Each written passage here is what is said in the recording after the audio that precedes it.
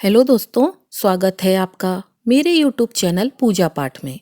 दोस्तों, बजरंगबली को क्यों चढ़ाया जाता है लाल सिंदूर का चोला? चलिए जानते हैं। हनुमान जी को संकट मोचन भी कहा जाता है और मान्यता है कि अगर विधि विधान के साथ हनुमान जी का पूजन किया जाए तो वह अपने भक्तों के सभी संकट हर लेते हैं। मंगलवार व शनिवार का दिन हनुमान जी को समर्पित है और इस दिन उनको यदि सिंदूर चढ़ाया जाए तो वह अति प्रसन्न होते हैं। आपने हनुमान मंदिर में देखा होगा कि हनुमान जी की मूर्ति सिंदूर के रंग की होती है और उनकी पूजा करते वक्त सिंदूर से उनका श्रृंगार किया जाता है, जबकि आमतौर पर सभी भगवानों को रोली व सिंदूर का तिलक किया जाता है। आइए जानते हैं हनुमान जी को आखिर क्यों प्रिय है सिंदूर और उनके पूरे शरीर पर सिंदूर क्यों लगाया जाता है। महायुद्ध समाप्त हो चुका था। जगत को त्रास देने वाला रावण अपने कुटुंब सहित नष्ट हो चुका था। कौशलाधीश राम के नेतृत्व में चारों ओर शांति थी। राम का राज्याभिषेक हुआ। राजा राम ने सभी वानर और राक्षस मित्रों को ससम्मान विदा किया। अंगद को विदा करते समय राम रो पड़े थे। हनुमान को विदा करने की शक्ति तो श्री राम में नहीं थी। माता सीता भी उन्हें पुत्रवत मानती थी, इसलिए हनुमान अयोध्या में ही रह गए। राम दिन भर दरबार में शासन व्यवस्था में व्यस्त रहे। संध्या को जब शासकीय कार्यों से छूट मिली तो गुरु और माताओं का कुशल क्षेम पूछकर भगवान राम अपने कक्ष में आए। हनुमान उनके पीछे पीछे ही थे। राम के निजी कक्ष में उनके सारे अनुज अपनी अपनी पत्नियों के साथ उपस्थित थे। वनवास, युद्ध और फिर अनंत औपचारिकताओं के पश्चात यह प्रथम अवसर था जब पूरा परिवार एक साथ उपस्थित था। राम, सीता और लक्ष्मण को तो नहीं, परंतु अन्य बधुओं को एक बाहरी व्यक्ति अर्थात हनुमान का वहां होना अनुचित प्रतीत हो रहा था, क्योंकि शत्रुघ्न सबसे छोटे थे। अतः वे ही अपनी भाभियों और अपनी पत्नी की इच्छा पूर्ति हेतु संकेतों में ही हनुमान को कक्ष से जाने के लिए कह रहे थे। पर आश्चर्य की बात है कि हनुमान जैसा ज्ञाता भी यह मामूली संकेत समझने में असमर्थ हो रहा था। उनकी उपस्थिति में ही बहुत देर तक सारे परिवार ने जी भरकर बातें की। फिर भरत को ध्यान आया कि भैया भाभी को भी एकांत मिलना चाहिए। अतः उन्होंने राम से आज्ञा ली और सबको जाकर विश्राम करने की सलाह दी। सब उठे और राम जानकी का चरण स्पर्श कर जाने को हुए, परंतु हनुमान वहीं बैठे रहे। उन्हें देख अन्य सभी उनके उठने की प्रतीक्षा करने लगे कि सब साथ ही बाहर निकले। राम ने मुस्कुराते हुए हनुमान से कहा, क्यों वीर, तुम भी जाओ, तनिक विश्राम कर लो। हनुमान बोले, प्रभु आप सम्मुख हैं, इससे अधिक विश्रामदायक भला कुछ हो सकता है क्या? मैं तो आपको छोड़कर नहीं जाने वाला। शत्रुघ्न तनिक क्रोध से बोले, परंतु भैया को विश्राम की आवश्यकता है। कपीश्वर, उन्हें एकांत चाहिए। हनुमान बोले, हाँ तो मैं कौन सा प्रभु के विश्राम में बाधा डालता हूँ? मैं तो यहाँ प्रभु के चरणों में बैठा हूँ। शत्रुघ्न बोले, आपने कदाचित सुना नहीं, भैया को एकांत की आवश्यकता है। हनुमान बोले, पर माता सीता तो यहीं हैं, वे भी तो नहीं जा रही, फिर मुझे ही क्यों निकालना चाहते हैं आप?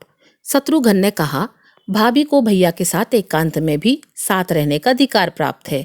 क्या उनके माथे पर आपको सिंदूर नहीं दिखता? हनुमान आश्चर्यचकित रह गए। प्रभु श्री राम से बोले, प्रभु क्या यह सिंदूर लगाने से किसी को आपके निकट रहने का अधिकार प्राप्त हो जाता है? राम मुस्कुराते हुए बोले, अवश्य, यह तो सनातन प्रथा है हनुमान। यह सुनकर हनुमान तनिक मायूस होते हुए उठे और राम जानकी को प्रणाम कर बाहर चले गए। प्रातः राजा राम का दरबार लगा। साधारण औपचारिक कार्य हो रहे थे कि नगर के प्रतिष्ठित व्यापारी न्याय मांगते दरबार में उपस्थित हुए। ज्ञात हुआ कि पूरी अयोध्या में रात भर व्यापारियों के भंडारों को तोड़ तोड़कर हनुमान उत्पात मचाते रहे थे। राम ने यह सब सुना और सैनिकों को आदेश दिया कि हनुमान को राजसभा में उपस्थित किया जाए। राम की आज्ञा का पालन करने हेतु सैनिक अभी निकले भी नहीं थे कि केसरिया रंग में रंगे पुते हनुमान अपनी चौड़ी मुस्कान और हाथी जैसी मस्त चाल से चलते हुए सभा में उपस्थित हुए। उनका पूरा शरीर सिंदूर से पुता हुआ था। एक एक पग धरने पर उनके शरीर से एक एक सिर सिंदूर भूमि पर गिर जाता। उनकी चाल के साथ पीछे की ओर वायु के साथ सिंदूर उड़ता रहता। राम के निकट आकर उन्होंने प्रणाम किया। अभी तक सन्न होकर देखती सभा एकाएक जोर से हंसने लगी। सब कहने लगे कि अंततः बंदर ने बंदरों वाला ही काम किया। अपनी हंसी को रोकते हुए सौमित्र लक्ष्मण बोले, यह क्या किया हनुमान? यह सिंदूर से स्नान क्यों? क्या यह आप बानरों की कोई प्रथा है? हनुमान प्रफुल्लित स्वर में बोले, अरे नहीं भैया, यह तो आर्यों की प्रथा है। मुझे कल ही पता चला कि अगर एक चुटकी सिंदूर लगा लो तो प्रभु राम के निकट रहने का अधिकार मिल जाता है। तो मैंने सारी अयोध्या का सिंदूर लगा लिया। क्यों प्रभु, अब तो कोई मुझे आपसे दूर नहीं कर पाएगा ना? सभा के समस्त लोग हंस रहे थे, किंतु भरत हाथ जोड़े अश्रु बहा रहे थे। यह देख शत्रुघ्न बोले, भैया सब हंस रहे हैं और आप रो रहे हैं, क्या हुआ?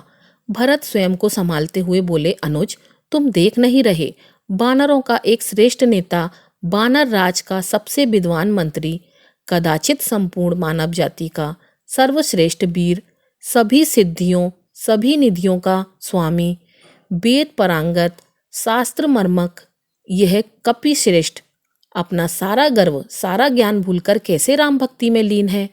राम की निकटता प्राप्त करने की कैसी उत्कंठ इच्छा जो यह स्वयं को भूल चुका है। ऐसी भक्ति का वरदान कदाचित ब्रह्मा भी किसी को ना दे पाए। मुझ भरत को राम का अनुज मानकर भले कोई याद कर ले, पर इस भक्त शिरोमणि हनुमान को संसार कभी नहीं भूल पाएगा। यही वजह है कि हनुमान जी को अत्यधिक प्रिय है सिंदूर। प्रत्येक मंगलवार को जो भी भक्त हनुमान जी को सिंदूर का चोला चढ़ाते हैं, उन पर प्रभु श्री राम विशेष कृपा बरसाते हैं। बिगड़े हुए काम फिर से बनने लगते हैं और मंगल ग्रह दोष से भी मुक्ति मिल जाती है। कहा जाता है कि चमेली के तेल में मिला सिंदूर भगवान को अर्पण करने से एकाग्रता बनी रहती है और सौभाग्य भी बढ़ता है। धार्मिक मान्यताओं के अनुसार यदि कोई भक्त किसी संकट से जूझ रहा है तो हनुमान जी को सिंदूर का चोला चढ़ाने से उसके सभी संकट दूर होते हैं।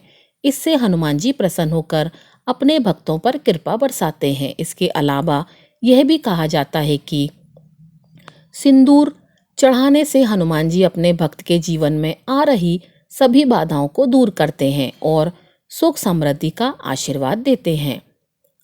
तो बोलिए जय श्री राम, जय हो भक्त हनुमान। तो दोस्तों, यह थी हमारी आज की वीडियो। अगर आपको वीडियो अच्छी लगी हो तो वीडियो को लाइक कीजिएगा और चैनल को सब्सक्राइब कीजिएगा। आपका दिन शुभ हो।